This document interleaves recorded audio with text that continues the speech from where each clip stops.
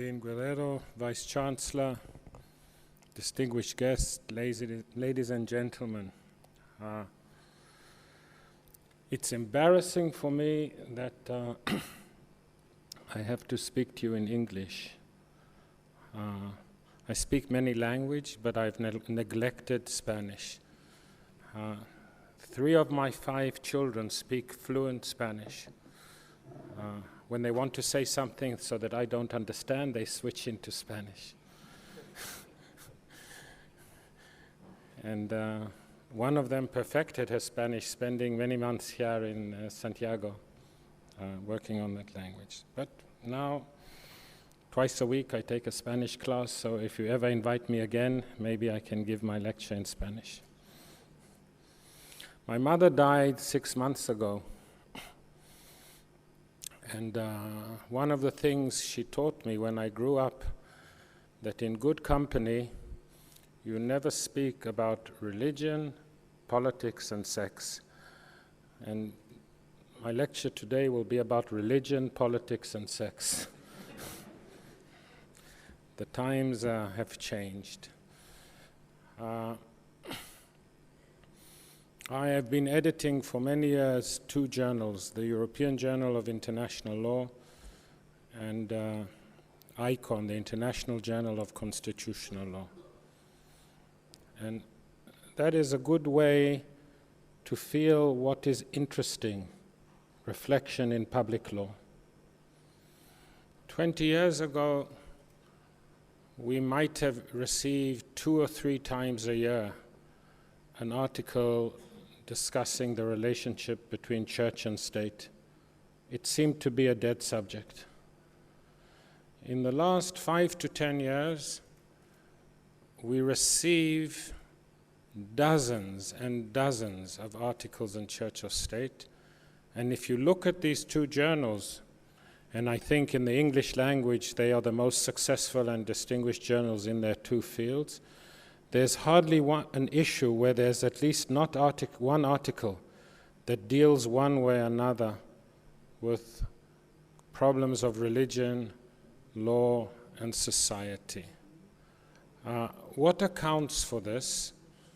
I can only talk about the European condition right now.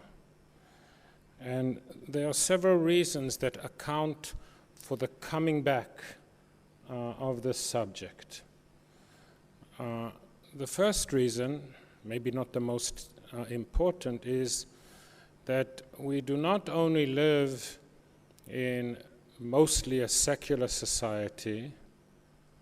I remember Pope Benedict saying Christianity in Europe has become a minority religion, a creative minority, but still a minority religion. It's not just the secularization of society, but it's a different kind of secularism. In the past, secularism would be people who stopped being religious. They stopped going to Mass. Maybe the next step, people even get married at the town hall and not in a church. They are lapsed religious people. They lost their faith, or at least they don't want to practice their faith. But today, to a much greater extent than before, there is a laïcité, a secularism, which is like religion. It's a credo, it's a way of life, and it has to be taken seriously. And we all want our society to reflect our values. We all do. If we're socialist, we fight for a socialist country. If we are liberals, we fight for a liberal country. If we are Christian, we want our country to reflect Christian values.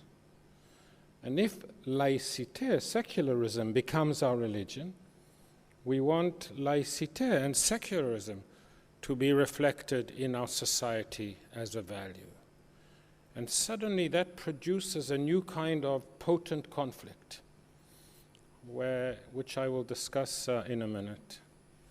The second reason is there is suddenly much greater attention to national identity. It's a dialectical and paradoxical effect, for example, of the processes of integration, European integration, the European Union, the Council of Europe. On the one hand, you want to be part of Europe, but you can also see it as a threat to your specificity, to your unicity, to your uniqueness, to your national identity. So a discussion of who we are, what is my specific identity, is suddenly much more potent than it was 20 or 30 years ago. We see this Catalonia, which wants to be independent, and Scotland that wants to be independent, and many others. It's not about economic conditions, it's not about exercising power. After all, Scotland and Catalonia have extraordinary devolution. They can live their national life. It's, if we are Scottish, we should have a state of our own. If we are Catalans, we're not Castilians, we're not Spanish, we should have a state of our own. It's a question of identity. And when identity becomes important, inevitably questions of religion will come up. Because in Europe at least, but also in Latin America, religion, mostly Christianity, is deeply tied into issues of identity, of who we are, and to what extent do we privilege that. The second thing, there is a change in public mores. It used to be, whether you were socialist or communist or liberal and capitalist, that on some moral issues there was a broad consensus in society.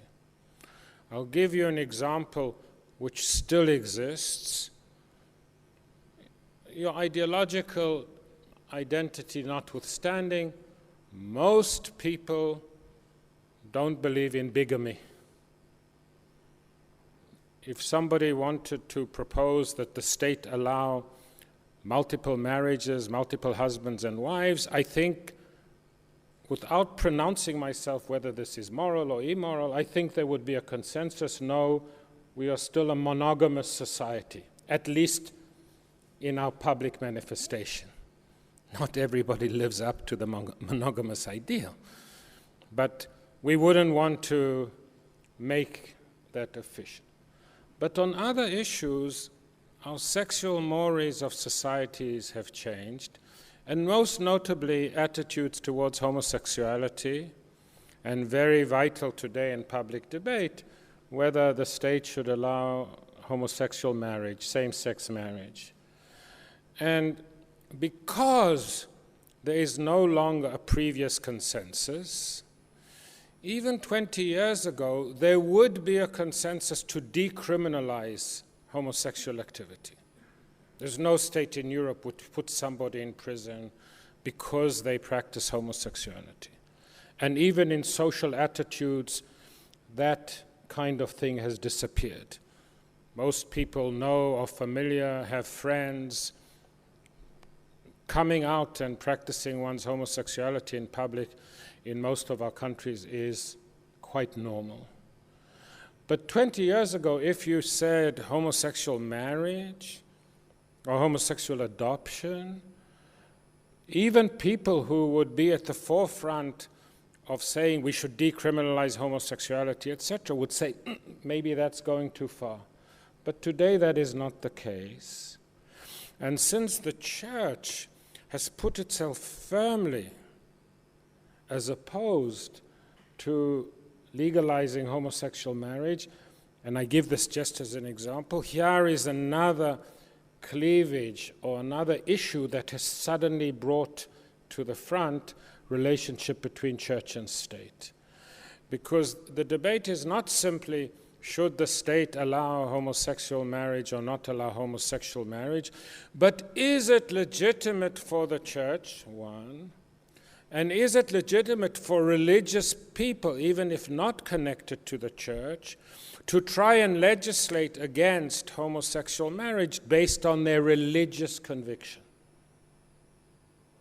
So I'm just describing to you three phenomena which explain how suddenly state and church is not a la mode, but is one of the most challenging issues that face our societies, constitutional law, public law, our courts, our legislatures.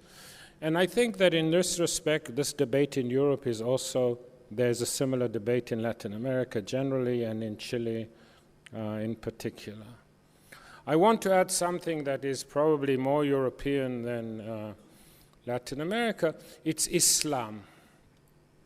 The fourth reason why suddenly there is a big debate about relationship between church and state is because of large number of Muslims which emigrate to Europe.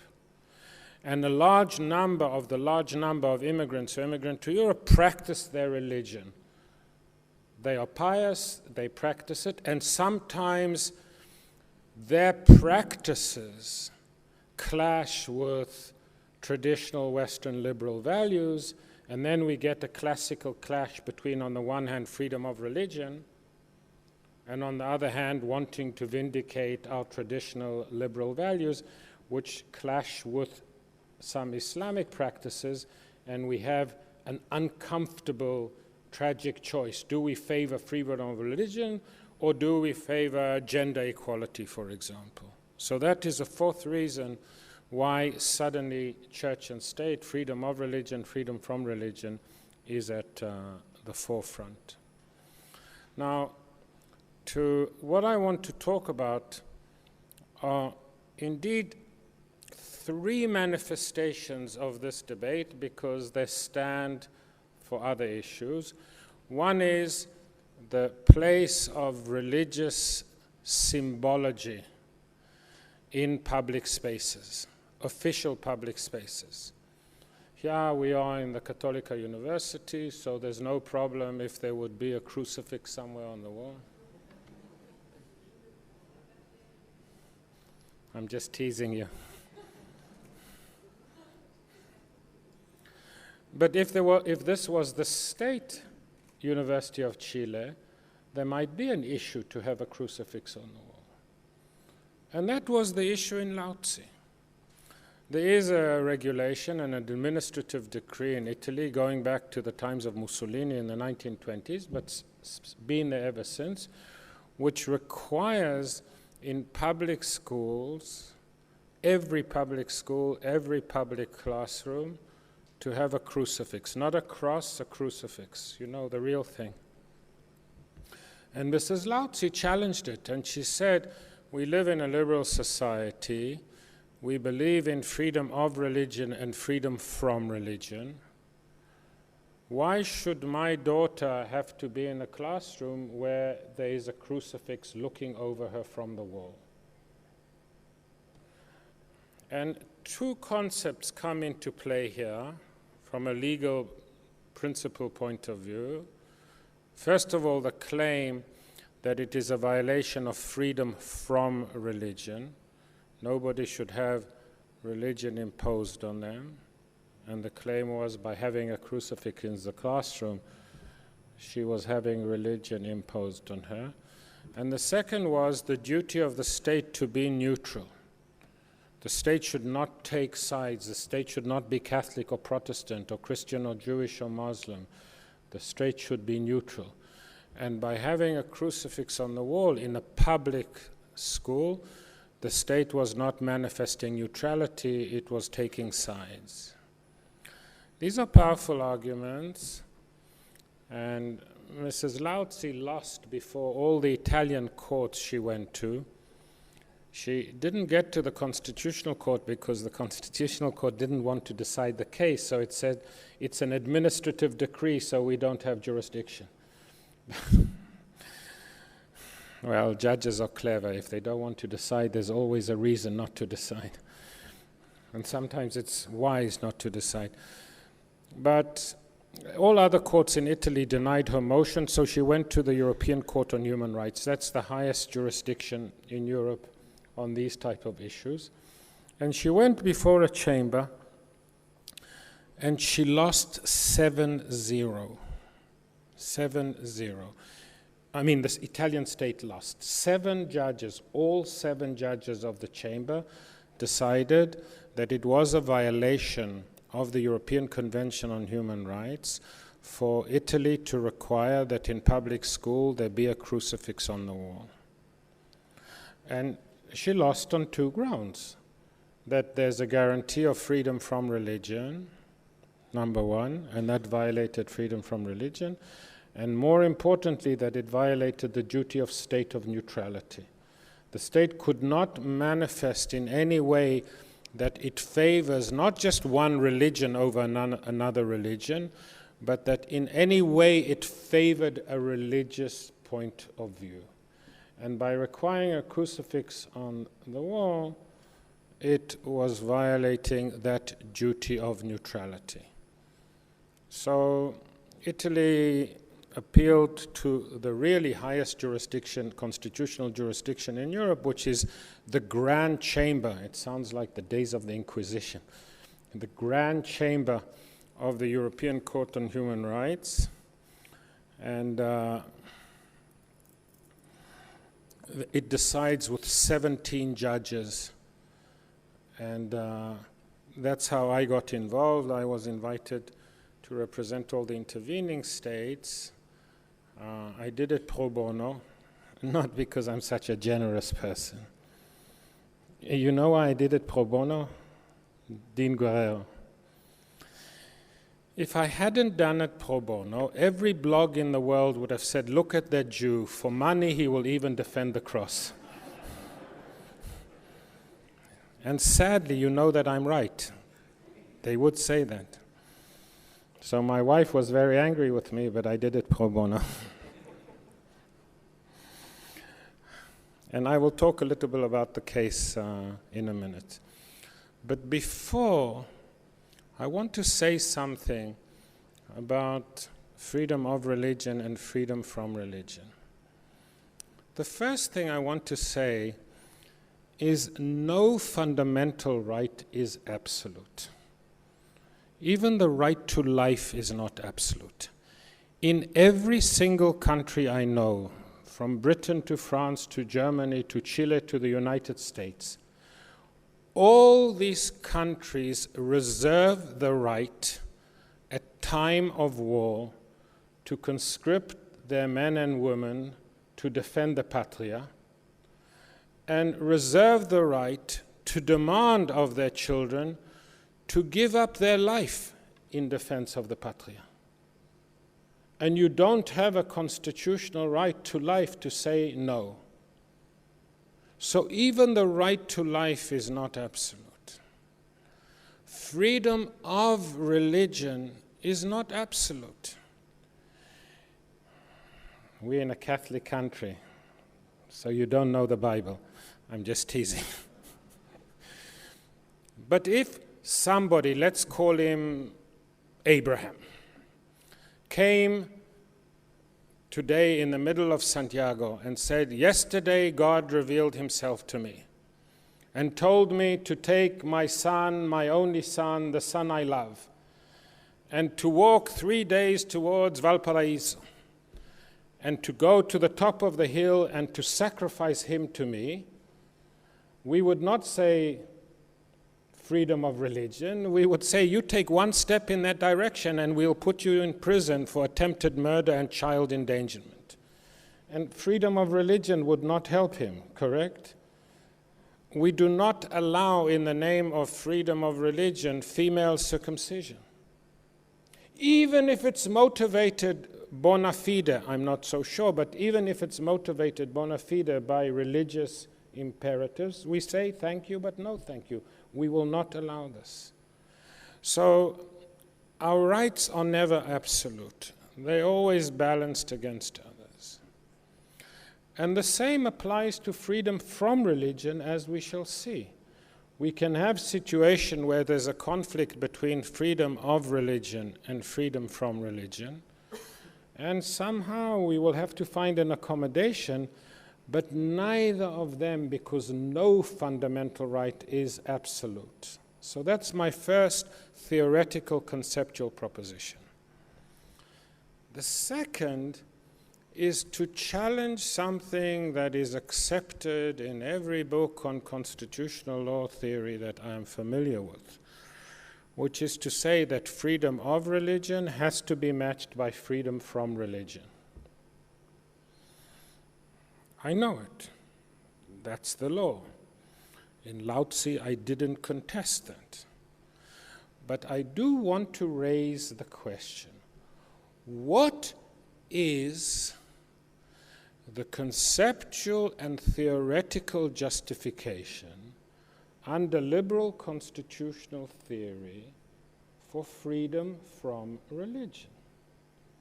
It's not easy to give an answer. For example, let's say the Socialist Party wins the election, and by majority vote, they introduce socialist legislation. We do not say freedom from socialism. We say it's democracy, and if there's a majority, and if they don't violate fundamental human rights, the country will be socialist. If the liberals or the center-right win an election and put in place liberal economic policies which can produce high unemployment, etc., we don't say freedom from liberalism. We say that's democracy. Enough people voted for their values, and that's how it's going to be. And the same is true for ecological party and any other ideology, except when it comes to religion. When it comes to religion, suddenly we are confronted with freedom from religion. It's hard to justify it. Let's take a classical classroom in France, which by its constitution is a secular state. The Article 1 of the French Constitution says France is republican, social, and laic. On a classroom wall in France, you can have the picture, if they wanted, of Che Guevara. You could have the sign of nuclear free. You could have Karl Marx, for all I know. But you can't have the Pope, because there's freedom from religion, and freedom from religion means you can't have the Pope. It's difficult to articulate, in my view, under liberal constitutional theory, an explanation why, of all different ideologies, there's this one exception, freedom from religion. I will come back to it. But I will give you what I think is the most important justification, and why I believe very strongly as a religious person that we have to be very vigilant and defend freedom from religion, not just freedom of religion. The justification to freedom from religion, the most powerful justification, is religious. And this comes out, of course, in the Second Vatican Council, and has been reiterated again and again by every pope since. I will put it in a vulgar way, because God is not interested in coerced faith, because God is not interested in people practicing religion under coercion. The ability for a meaningful yes to God, a meaningful imitatio Dei, is only if we have both the external guaranteed by the state and the internal guaranteed by a conscious ability to say no to God.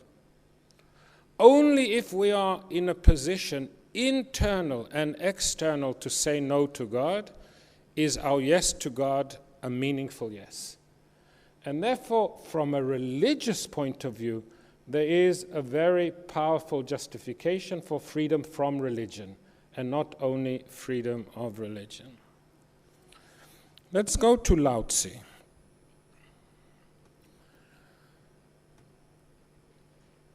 The claim in Lao Tzu was, of course, as you heard, that if we believe in freedom from religion and if we believe in neutrality, then the state cannot require a crucifix on the wall. And I want to summarize for you the two principal arguments that I made trying to convince the Grand Chamber that the Chamber was in error, that it misunderstood not only the Convention, it misunderstood good constitutional theory and good theory of human rights. We all believe in freedom of religion, and we all believe in freedom from religion at the individual level. If you are a practicing Christian, sir, that should not prevent you from being the Minister of Education in your country, because that would interfere in your freedom of religion.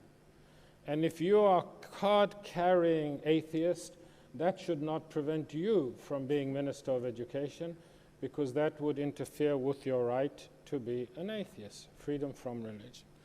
At the individual level, our common constitutional asset is freedom of religion and freedom from religion, although, as we shall see, some cases create interesting problems. How do we balance the two? But the mistake of the first chamber in Lao Tzu, the 7-0, was not to understand that there is a second dimension to the involvement of religion with our states, with society, and that is at the identitarian level, not at the individual rights level, but at defining what is the identity of the state in its symbology. And I gave the court two examples, 30 miles from each other. On the one hand, France, and on the other hand, England. They are divided by what the French call La Manche and what the British call the English Channel. It's the same 30 miles of water. France, by its constitution, defines itself as a laïc state. What does a laïc state mean?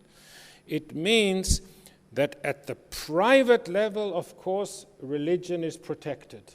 There is freedom of religion. But precisely, religion is a private affair. And at the public level, the state is secular and cannot have manifestations of religion in its public face, in its public image. That is how the French want to live their life. It's not dishonorable. And if that's how they want to organize their state, we respect it, as long as they protect freedom of religion and freedom from religion at the individual level. If publicly they want to be a secular state, they have the constitutional autonomy to do so. So on the French flag, you will not find a cross, you will find 3 colors. You cross those 30 miles, and you're in England now. In England, the head of the state, the Queen, is also the titular head of the Church of England. The flag has not got 1 cross, it's got 3 crosses. The national anthem is a hymn from the hymn book, God Save the Queen, give her victorious and glorious. You find it hymn number 37 or whatever in the hymn book that you can sing in church.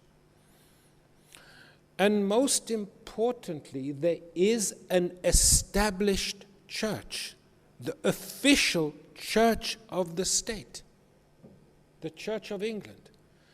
The Archbishop of Canterbury sits ex officio in the House of Lords as a legislature, because he is a representative of the official church of the state.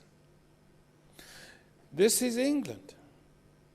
This is not some kind of tin pot dictatorship somewhere in the world. If we look at the political religious map of Europe, at least half the population of Europe live in states which do not follow the French model. All of them are signatories, original signatories to the European Convention on Human Rights.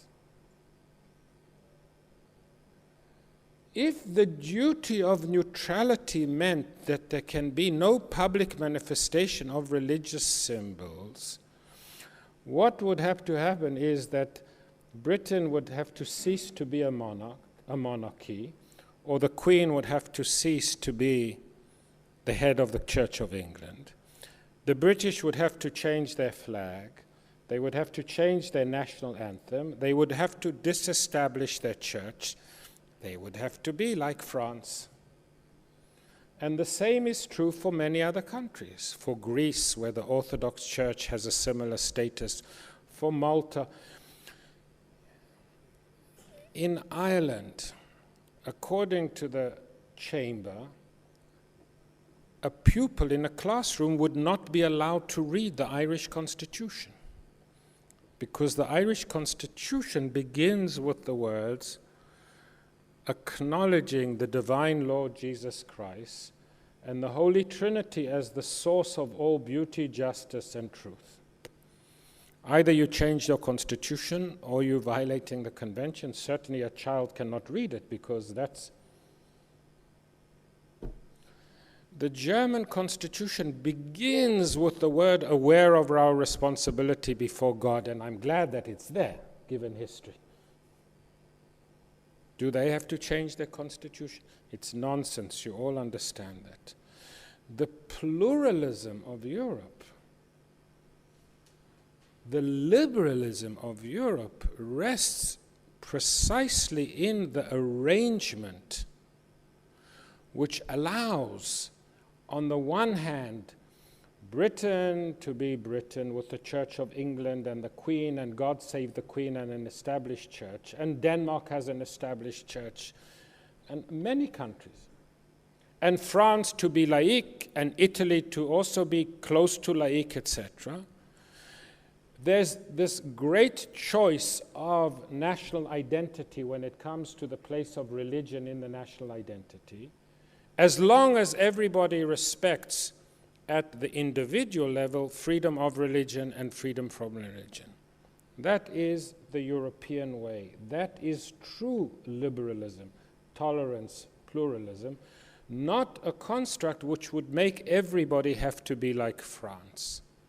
That's the first argument. What about neutrality? So I did something that I don't think has ever been done in the history of jurisprudence. Because I went before the European Court on Human Rights and I said, I'm going to read you a parable. And it's a parable that I invented to drive home the point, the fallacy of neutrality, the conceptual fallacy of neutrality. If everybody in society is religious, and the only differences being between Protestants and Catholics and Jews and Muslims and Mormons, etc., for the state to be neutral, it has to be secular, because it can't favor one religious over another. But that is not the society we are living in today, and we haven't lived in that society for a long time. The society we live today, where the major cleavage is between secular and religious, not between Protestants and Catholics. So here is the parable. It's the parable of Leonardo and Marco. These are two 6-year-olds, and next week they are going for the first time to school. And Leonardo visits the house of Marco a week before they go to school. And he enters the house, and there's a crucifix at the entrance. So Leonardo asks Marco, "What is that?" And Marco looks at him with alarm, and he said, "What is that? You don't have a crucifix in your house? How can any house be without a crucifix? That is our Savior." So Leonardo runs home crying, and he tells his mother, "Why don't we have a crucifix?" And she explains to him, "These are our friends, they are Catholics, they are people of faith, they believe in the Lord Jesus Christ, they have a crucifix, we respect them, but we are no less good people than they are. You know, Socrates was also a pretty decent person. You can be a moral, ethical, honorable person without a crucifix, without even being a Christian, and that's our identity. You don't have to worry about it." Leonardo listens to his mother and says, "Well, I should listen to my mother." The next day, Malco visits Leonardo's house. He walks in and he says, "Hey, where's your crucifix?" And Leonardo says to him, "Forget about that. Only stupid people continue to believe in those old wives' tales from 2,000 years ago. What, you really believe that somebody could walk on water?" So Malco is very upset, and he goes home and he says to his mother, "Why do we have a crucifix? Only stupid people have a crucifix. Do you really believe that somebody can walk on water?" And she says, "Yes, we actually do believe that." And she reassures him. Now, the next day they go to school. Hypothesis number one, they walk into the school, there's a crucifix on the wall. Leonardo runs home and says, "You see, I told you we should have a crucifix. Even the school has a crucifix." Hypothesis number two, there is no crucifix on the wall. Malco runs home and he says to his mother, "You see, I told you that it's stupid to have a crucifix. Even the school does not have a crucifix." Ladies and gentlemen, there is no neutrality on this issue. It's a binary choice. You cannot be neutral on that issue.